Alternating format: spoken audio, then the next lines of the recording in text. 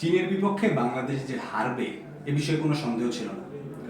এই চীন 9বার Asian cup champion, আর বাংলাদেশ 46 বছর পর বাংলাদেশের কোনো দল এই প্রথম এশিয়ান কাপে খেলতে যাচ্ছে। মেয়েদের দলটা তো প্রথমেই। তারপর এই চীনের বিপক্ষে বাংলাদেশ যেভাবে খেললো, মানে সিরিয়াসলি বাংলাদেশ 2-0 গোলে হেরেছে সত্য, কিন্তু আমার কাছে এই দলটা জিতেছে। বিশেষ করে আমাদের গোলকিপার মিলির কথা যদি বলি, অ্যালিসন বেকারের মতো পারফর্ম করেছে সত্যি কথা বলতে। এবং অস্ট্রেলিয়ায় এত বড় মাঠ, এত দর্শকের সামনে যেভাবে পুরো দলটা পারফর্ম করলো, জাস্ট দুইটা মোমেন্টেই বাংলাদেশ হয়তো পিছিয়ে গেছে। প্রথমার্ধে শেষ দিকে 44 আর 46 মিনিটে বাংলাদেশ গোল খেয়েছে। এছাড়া পুরো ম্যাচে বাংলাদেশ মোটামুটি ভালোই পারফর্ম করেছে। আপনি অবশ্যই এই দলটার কাছে এক্সপেক্ট করেন না যে এই দলটা 5-6টা গোল দিবে বা জিতবে। যে অবস্থা, দুই দলের যে ব্যবধান, ওদের র্যাঙ্কিং যেখানে ওরা হয়তো 17তম, আমরা হচ্ছে র্যাঙ্কিং 112তম।